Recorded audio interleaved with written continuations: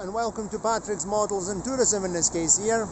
We are in just before Câmpulung Muscel in Romania, and this is the very beautiful Monastery Negru Vodă, the monastery of Negru Vodă, dating back to the 14th century. And definitely this place is worth a visit. I'm actually not going in now because it's the end of a very busy day, and my not splendid legs are a bit on the tired side because the weather tomorrow is rain, rain and more rain, and I'm feeling every drop of that rain on the way. But this is really a very interesting. Here we are. Câmpulung is on the way between, let's say, Pitești, Muntenia. The capital of Muntenia is Pitești.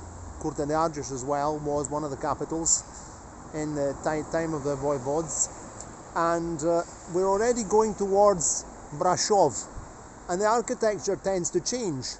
In fact, here we can already see some signs of the fortified monasteries of Transylvania, because Brașov is already in Transylvania. Transylvania is a part of Romania north of the Carpathian Mountains. Here we are still south of the Carpathian Mountains, but this is the road, the old road north, and you can see very beautiful 14th century building, then modified in time, and you can see that the whole tower is held together by metal chains, by rods. They're called, the technical term is chains, and you can see the head of the chains there sticking out, painted in different colours. That helps to hold the whole structure together. Here we can see some buttresses over there, and here we're just at the very beginning entrance of Câmpulung Muscel, which is in a valley, and this has always been a market town throughout the centuries. And I wanted to stop in the city centre before to show you the town hall, which was designed by Italians, because this is a town where many Italians moved to this area at the end of the 19th century and beginning of the 20th century to work as stonemasons. North of the town there are big quarries, and there's still an Italian community in Câmpulung, which sends a member to the Romanian Parliament, because Romania is a multi-ethnic country, and there are members of Parliament also belonging to the different ethnic groups. And so in Câmpulung the architecture is here we're just on the outskirts, but the architecture is really very varied, very nice town, and it became a very important industrial centre during World War II.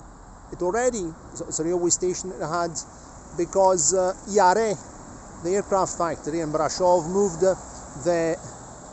the engine factory, part of the engine production, to Câmpulung, because Câmpulung is in a depression, is surrounded by mountains, and so it was very difficult to carry out low-rate bombing on low altitude bombing raids on Câmpulung, because the Romanian army had installed anti-aircraft batteries on the surrounding mountains. Then after the war, when the Soviets arrived, after 1944, after the Romanians changed sides, they set up a factory, a plant to fix and repair and produce motor vehicles for the army, and then the Romanians began production of Aro after the war, using gas running units, and that was the beginning of the success story of Aro, which sadly finished in a very unsuccessful manner due to corruption and all sorts of other things, but that's another story. Let's remain in the 14th century, in the glory days of the voivodes fighting the Turks for the glory of Wallachia. Cheerio, and from Wallachia, see you next time.